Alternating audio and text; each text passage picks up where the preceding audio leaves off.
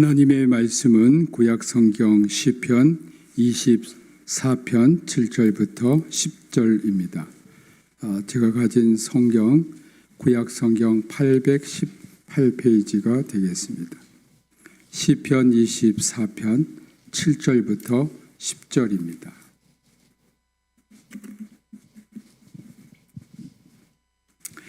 한 절씩 교독하겠습니다. 제가 먼저 7절을 읽겠습니다. 문들아 너희 머리를 들지어다. 영원한 문들아 들릴지어다. 영광의 왕이 들어가시리로다. 영광의 왕이 누구시냐? 강하고 능한 여호와시요 전쟁에 능한 여호와시로다. 문들아 너희 머리를 들지어다. 영원한 문들아 들릴지어다. 영광의 왕이 들어가시리로다.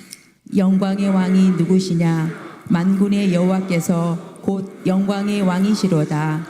아멘. 말씀 듣기 전에 잠시 묵상으로 기도하겠습니다. 하나님 아버지 감사합니다. 이 시간 성령님께서 이곳에 임재하시고 우리 모두에게 성령으로 기름 부어 주옵소서. 우리 영의 눈을 뜨게 하시고 심령의 문을 주님 열어 주옵소서. 성령님, 우리의 마음과 생각이 온전히 주님을 향하게 하시고 주님만 바라보게 하옵소서. 주 예수 그리스도의 이름으로 기도합니다. 아멘. 오늘은 교회력에 따르면 대강절 둘째 주일입니다. 이 교회력은 우리의 모든 시간이 하나님의 것이라는 정신에서 시작된 것으로 신앙생활을 하는데 날과 주간과 달과 해를 어떻게 보내야 하는지 알려주는 지침이 되었습니다. 이미 유대교에서도 신앙생활에 필요한 절기들이 있는데 이러한 절기들이 기독교에 수용된 것도 있습니다. 예를 들면 유월절은 부활절과 깊은 관계가 있습니다. 기독교에서 교회력이라는 용어는 1585년 요하네스 포마리우스에 의해서 처음 등장합니다. 교회력에서 주간 순환 주기는 주일 예배고 1년의 순환 주기는 대강절, 또 성탄절, 부활절, 성령 강림절입니다. 그렇기 때문에 교회력은 주간 단위로 또 1년 단위로 신앙생활을 이끌어주는 이정표 역할을 이제까지 해왔습니다. 이 교회력은 대림절 또는 대강절, 강림절이라고 하는 이 절기부터 시작이 됩니다. 그러니까 세상의 달력은 1월부터 시작하는데 실제 우리 교회 달력은 12월부터 시작합니다. 오늘은 대강절 둘째 주일을 맞이해서 주님을 맞이하는 우리 마음가짐에 관해서 말씀을 드립니다. 오늘 본문은 다윗이 오벳에돔의 집에 있었던 여호와의 법궤를 다윗성으로 옮기면서 부른 찬송입니다. 사무엘하 6장 12절부터 19절에 이에 대한 내용이 자세히 나옵니다. 하나님의 궤가 바로 다윗성에 들어가지 못하고 오벳에돔의 집에 머무는 동안 다윗 왕은 하나님의 궤가 다윗성에 들어오기를 얼마나 기대하고 바랬는지 사무엘사 6장 14절에 다윗이 여호와 앞에서 힘을 다하여 춤을 추었다라고 말합니다. 시편 24편 7절부터 10절에 하나님의 궤가 다윗성에 드디어 들어가 다윗과 온 이스라엘 족속이 즐거워하는 것처럼 이 대강절은 예수 그리스도께서 이 땅에 오심을 기뻐하고 즐거워해야 하는 마음으로 맞이해야 한다는 것과 깊은 관련이 있습니다. 그러나 예수님이 오실 때 세상은 그를 기쁘게 맞이하지도 않았고 헤롯 왕 같은 사람은 예수님을 죽일 계획을 세우고 예수님 탄생과 비슷한 때에 태어난 유아들을 학살하는 만행을 저질렀습니다. 예수님은 우리가 필요해서 오시거나 우리 계획 안에 갇혀 계시지 않으십니다. 하나님의 때 바로 카이로스가 되어서 오셨습니다. 그리스어에는 시간을 표현하는 두 가지 용어가 있습니다. 하나는 크로노스로서 연대기적인 시간입니다. 오늘 2024년 12월 8일 이렇게 시간의 어떤 기간을 말하는 표현을 할 때는 우리가 크로노스라고 합니다. 또 하나는 카이로스인데 정해진 시간, 또 의미가 부여된 시간입니다. 예를 들면 갈라디아서 4장 4절에 때가 참에 하나님이 그 아들을 보내서 여자에게 나게 하시고 율법 아래 나게 하신 것은 여기에서 나오는 때입니다. 하나님께서 예수님을 온 인류의 구세주로 또한 우리 각자의 구세주로 보내셨습니다. 예수님이 오실 때 세상은 예수님께 관한 관심이 전혀 없었지만 들에서 양치는 목자들이나 별을 연구하는 동방 박사들에게는 탄생 소식이 전해져서 그들은 예수님께 가서 경배했습니다. 아주 소수였습니다.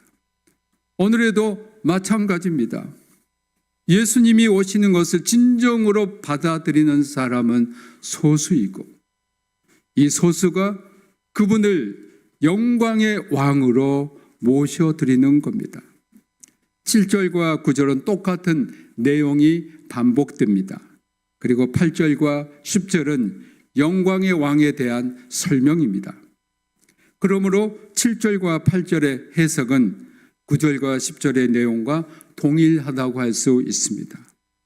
7절에 보면 문이 마치 사람으로 표현되고 있습니다. 여러분, 문이 어떻게 머리가 있겠습니까? 머리가 없는데 머리라고 표현한 것은 결국 사람에 관해서 말씀하기 때문입니다. 영광의 왕이 들어가시기 위해서는 문의 머리를 들어야 하는데 이것은 사람의 마음 문이 열려 있어야 한다는 겁니다.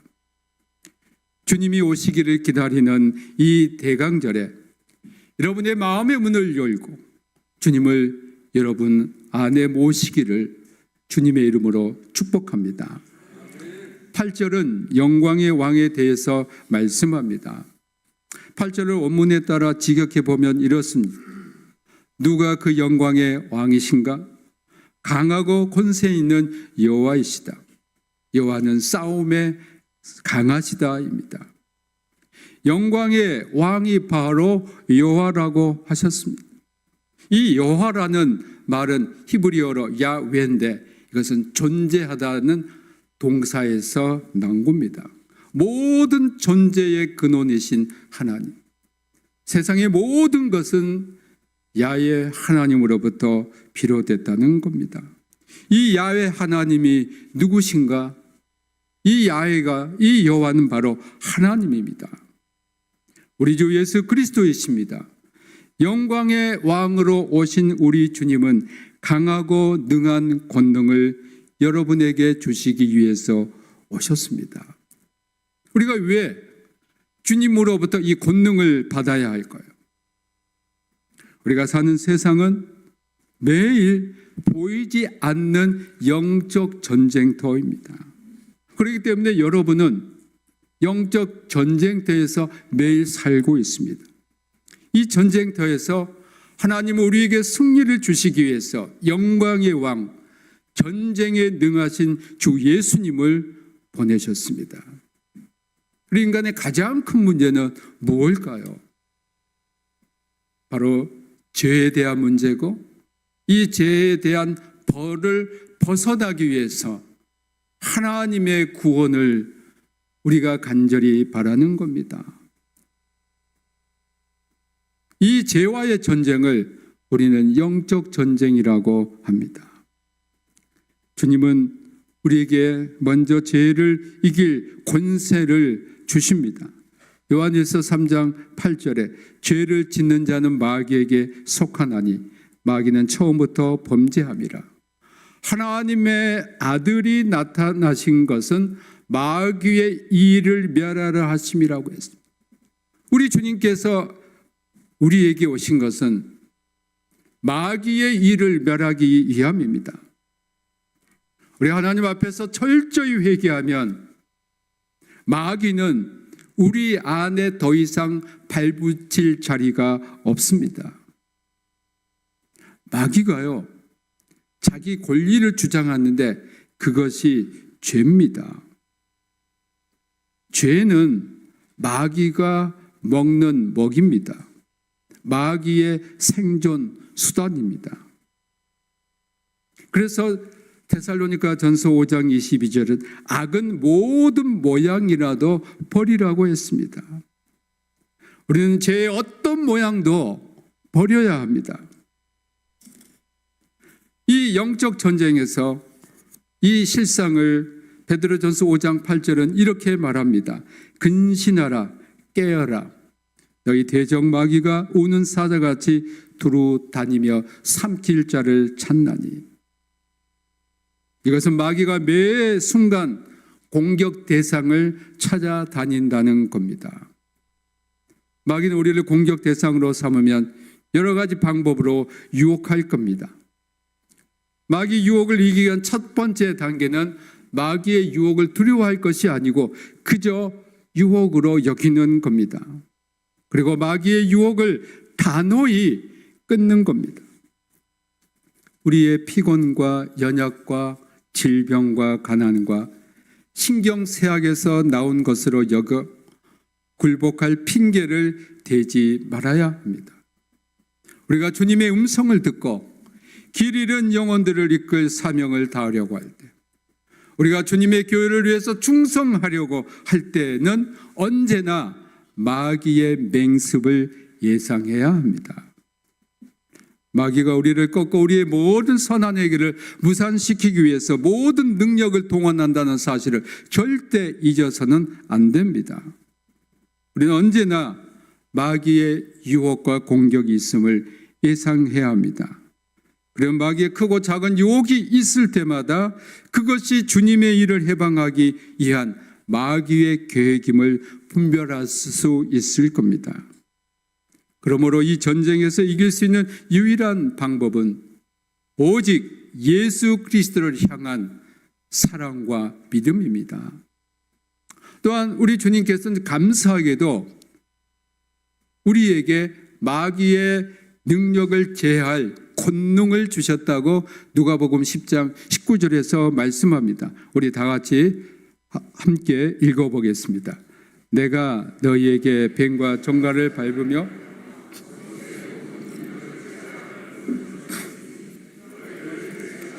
결코 없으리라. 아멘. 주님께서 이 권능을 여러분에게 주신 줄 믿습니다. 믿는 자에게 주신 줄로 믿습니다. 우리가 하나님 앞에서 진정으로 회개하고 주님의 이름을 선포하면 마귀는 여러분을 공격하러 왔다가 일곱 길로 도망갑니다. 우리가 마귀를 물리치기 위해서 여러분이 이렇게 선포 기도하면 됩니다. 모두 저를 따라서 우리 같이 해보시기 바랍니다. 주님이 나와 함께 하신다.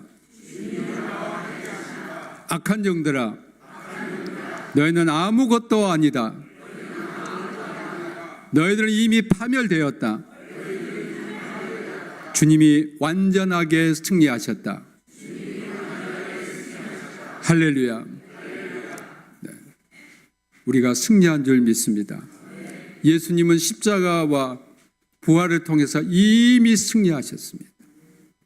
그 승리의 권능을 여러분들에게 주시기를 원합니다. 믿는 자들은 이 권능을 받는 줄로 믿습니다.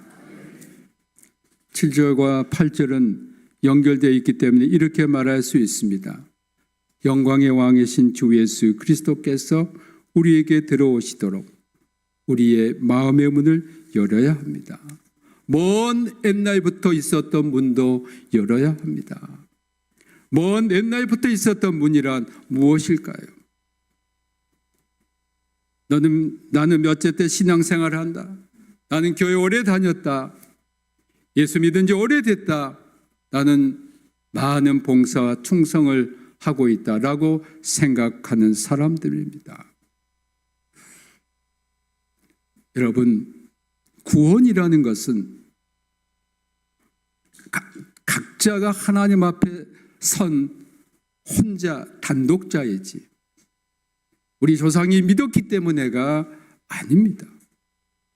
그래서 주님께서는 처음 된 자가 나중되고 나중된 자가 처음 된다 이렇게 말씀했습니다. 이 오래된 분들도 이러한 자신의 과거의 생각들을 고정관념들을 깨뜨려야 합니다. 대강절에 주님을 맞이하기 맨 처음 해야 하는 것 바로 우리의 마음의 문을 여는 겁니다. 주님, 두 번째 주님과 50%만 열겠습니다. 아닙니다. 세 번째는 75%, 네 번째 100% 열겠습니다. 아닙니다. 활짝 여는 겁니다. 마음이 열려있는 사람에게 영광의 왕이신 예수 그리스도께서 그 안에 들어가십니다.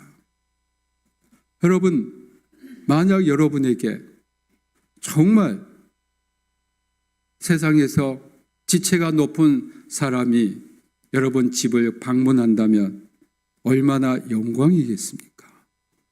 온 우주의 왕이 왕이신 주님께서 여러분을 방문하시고 여러분 안에 들어오신다는 엄청난 영광이요 기쁨이요 감사합니다.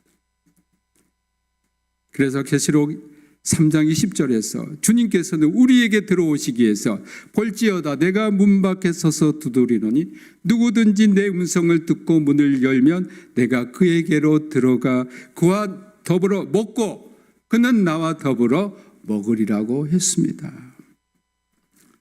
17세기에 독일 루터교 목사님이고 가장 많은 찬송을 작사하신 파울 게하르트 목사님이 계십니다.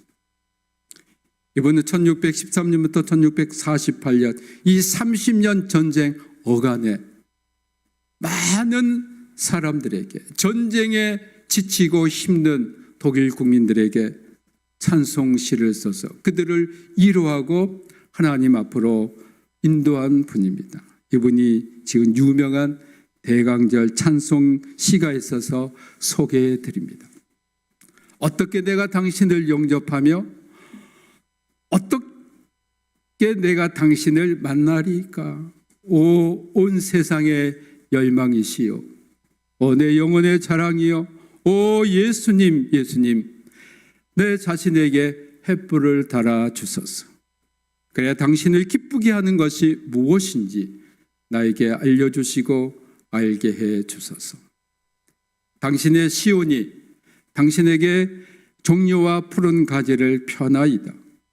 나도 당신을 찬양하고 마음을 일깨웁니다. 나의 마음은 영원한 경배와 찬양으로 푸르고 당신을 섬기겠나이다. 그리하면 이것이 선함을 알겠나이다.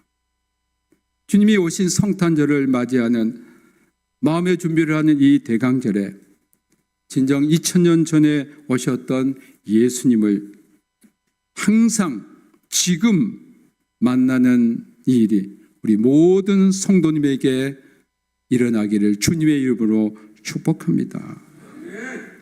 2000년 전에 오셨던 예수님은 지금도 우리의 마음의 문을 두드리고 계시고 우리 안에서 그분이 거처를 만들기를 원하십니다. 이 영광의 주님을 맞이하는 우리 모든 성도님들이 되길 주님의 이름으로 축복합니다. 모든 지각에 뛰어난 하나님의 평강이 그리스도 예수 안에서 너희 마음과 생각을 지키시리라. 아멘.